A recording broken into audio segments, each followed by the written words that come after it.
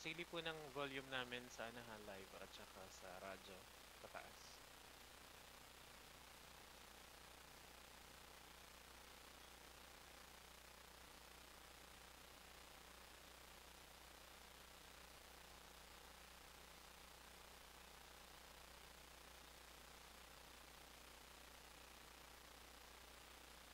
DJ Robby, walang audio.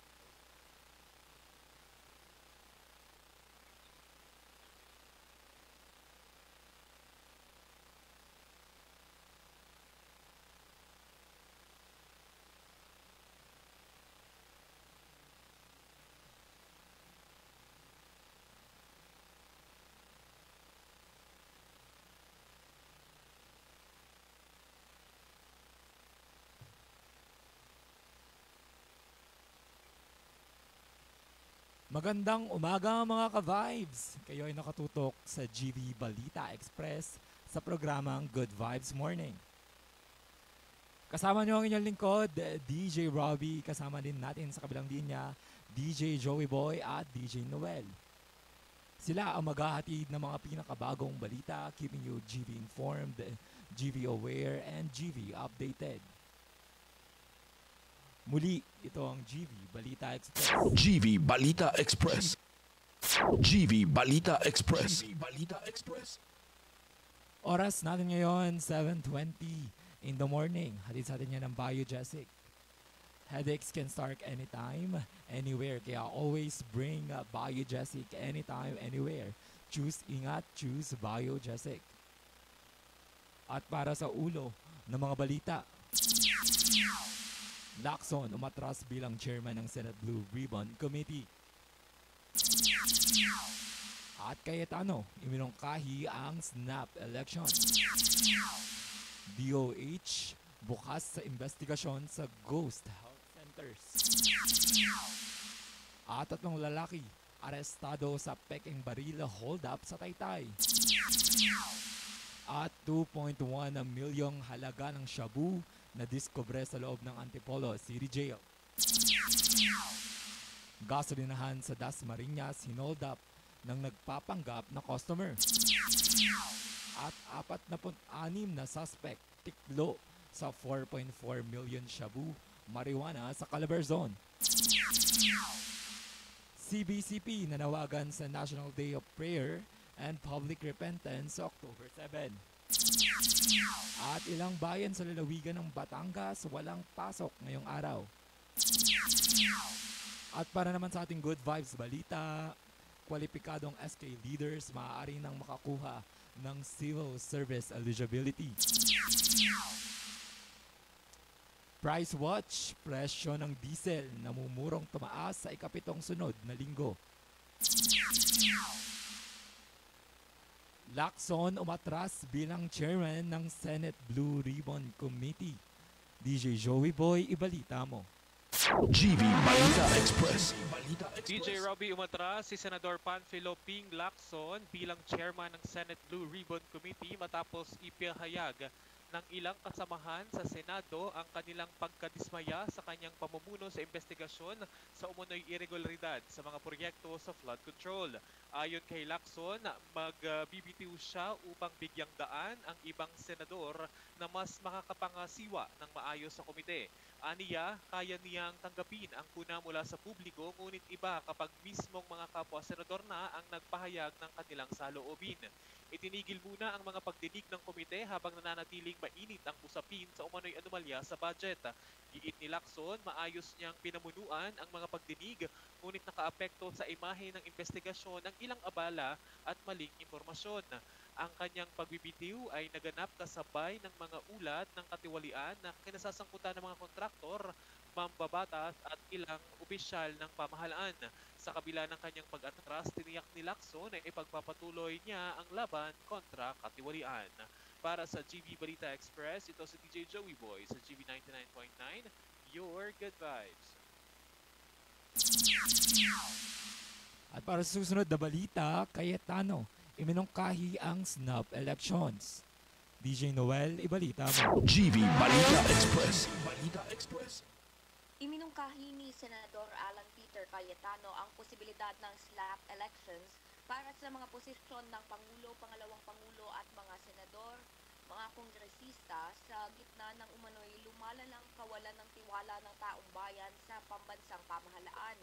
Sa isang pahayag sa kanyang Facebook page nitong weekend, sinabi ni Cayetano na bagamat may mga tunay na taga-suporta ang mga politiko, ngayon higit kailanman ituturing silang mga suspect. Itiya ang tunay na pagbabago ay nagsisimula sa radikal na katapatan at sa tapang na aminin kung kailan dapat ka magbitiw. Ang mungkahi ay lumabas kasabay ng mga investigasyon sa umano'y katiwalian sa flood control projects, kung saan sinabi ni Pangulong Ferdinand Marcos Jr. na 20% ng 545 billion pesos na budget ay napunta lamang sa 15 kontratista, isang bagay na tinawag niyang disturbing. Nagpahayag din si Marcos ng intensyong papanagutin ang mga sangkot, kaya't nagsimula na rin ng hiwalay na investigasyon ang parehong kapulungan ng Kongreso. Bukod dito, binuo na rin ang Independent Commission for Infrastructure para tutukan ang issue. Para sa GV Balita Express, ito si DJ Well sa GV 99.9, your goodbye. DOH bukas sa investigasyon sa ghost health centers. At para sa detalye ng balita, DJ Joey Boy, balita mo. GV Balita Express. Bukas ang Department of Health o DOH sa anumang investigasyon kaugnay sa umano'y irregularidad sa mga programa nito at Ghost Health Centers. Ito ay ayon kay Health Assistant Secretary Albert Domingo sa isang pahayag na handa ang ahensya sa investigasyon sa medical assistance to indigent and financially incapacitated patients program at umano'y 400 ghost health centers. Kasunod dito ng pahayag ni Baguio City Mayor Benjamin Magalong na iimbestigahan ng Mayors for Good Governance ang nasabing programa.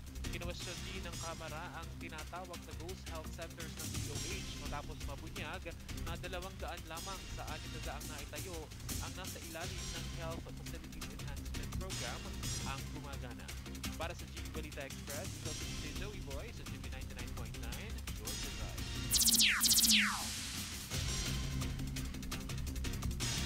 At 3 lalaki arestado sa peking baril hold-up sa Taytay. DJ Noel, ibalita mo. GV Balita Express. Balita Express. Arestado ang 3 lalaki matapos kondapin ang isang construction worker gamit ang mga peking baril sa Taytay Rizal nitong Sabado ng umaga.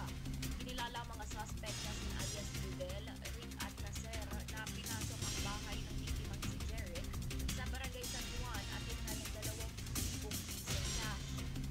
Tumakas sila gamit ang isang van, ngunit agad natunto ng mga pulis sa follow-up operation.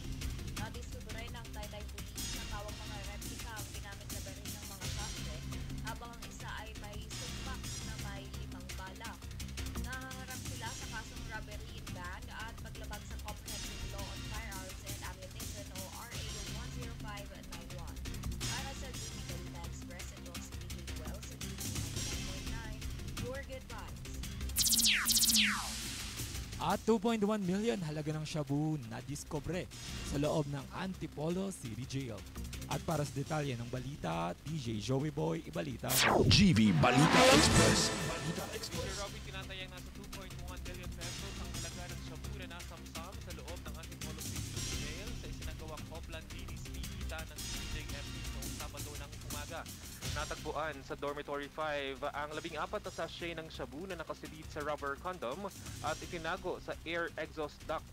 Umabot sa 320 grams ang timbang ng droga na may halagang 2.1 million pesos. Sinailalim na sa pagsusuri ng Rizal Provincial Forensic Unit ang mga ebidensya habang patuloy ang investigasyon kung paano na ipusit ang illegal na droga sa kulungan. Para sa GV Balita Express, ito si DJ Joey Boy sa GV 99.9, your goodbye. At para sa susunod na balita, gasolinahan sa Dasmariñas sinold up ng nagpapanggap na customer. At para sa detalye ng balita, DJ Noel, ibalita mo. GV Balita Express. Balita Express. Si Robby, hinold up ng isang lalaking nagpagasolina ang isang gasolinahan sa Barangay Burolin, Dasmariñas City, Cavite, madaling araw ng Sabado. Ayon sa ulat ng pulisya, dumating ang suspect sakay ng motor vehicle sa gasoline station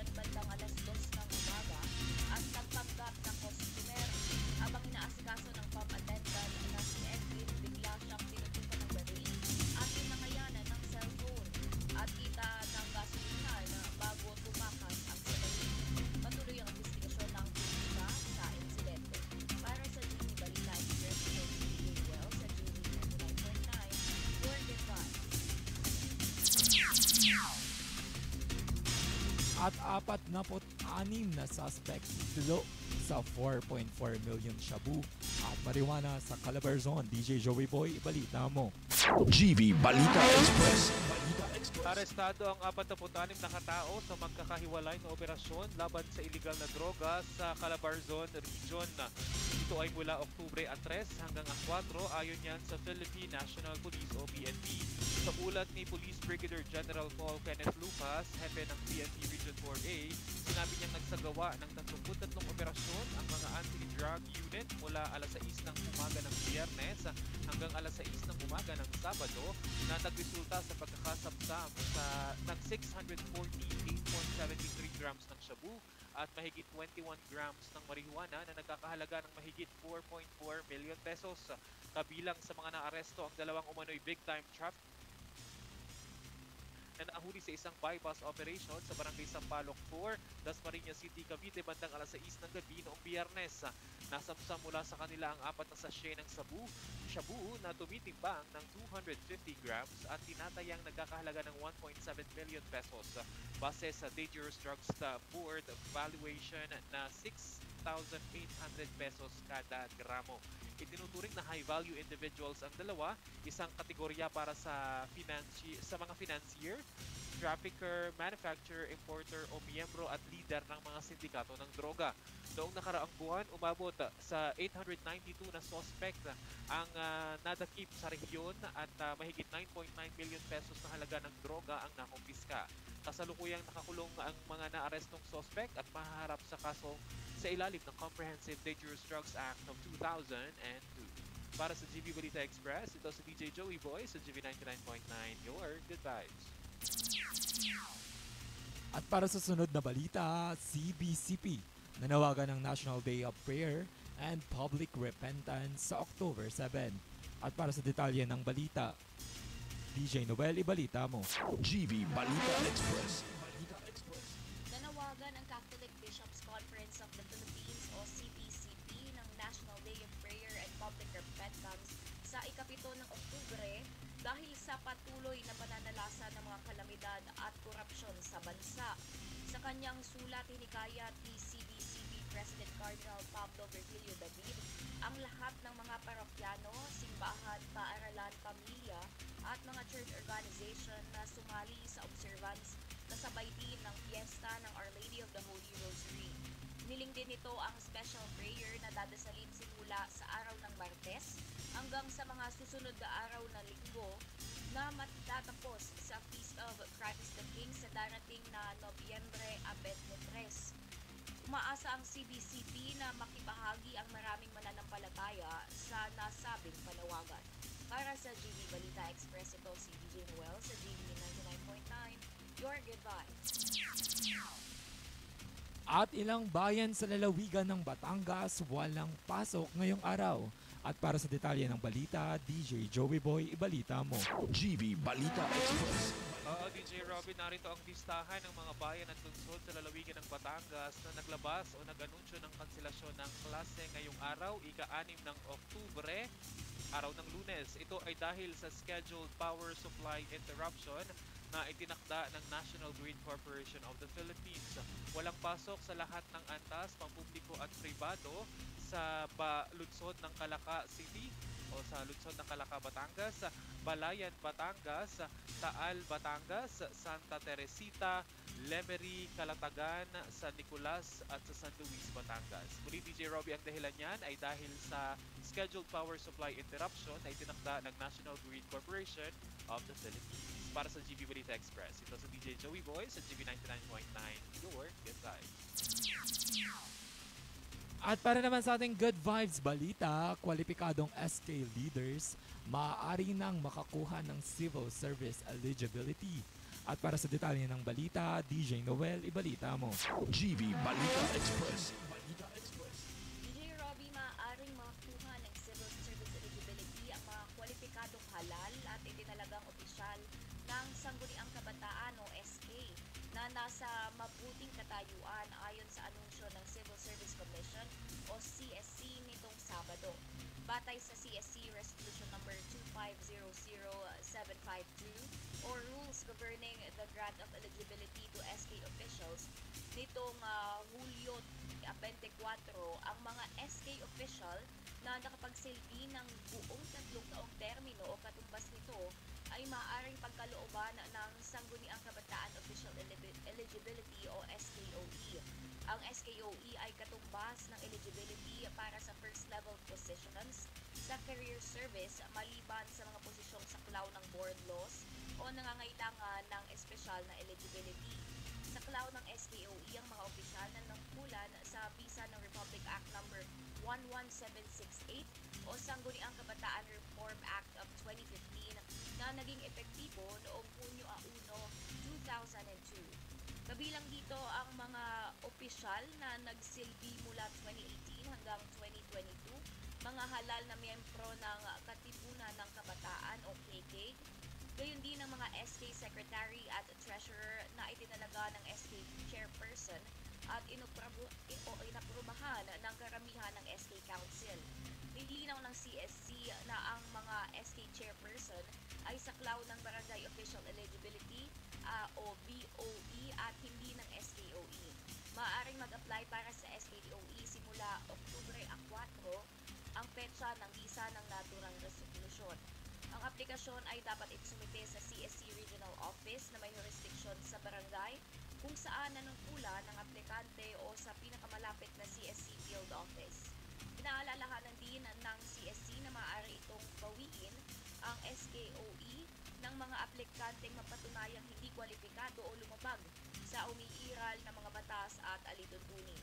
Makikita ang buong teksto ng CSC Resolution 2500752 sa opisyal na website ng CSC.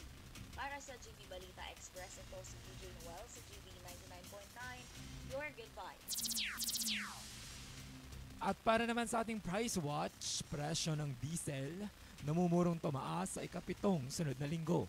At para sa detalye ng balita, DJ Joey Boy, ibalita mo. GV Balita Express. DJ Robbie, oil price hike na naman ang aasahan sa unang Martes sa buwan ng Oktubre. Sa pagtatayangan ng oil industry sources, mayroong umentong aasahan sa presyo ng diesel.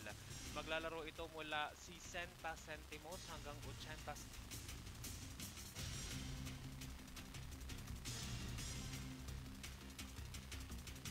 dag o kaya na may katiting na rollback kada litro. Sa kerosene naman, mayroong inaasahang 10 centimos hanggang 30 centimos sa kada litro na price hike.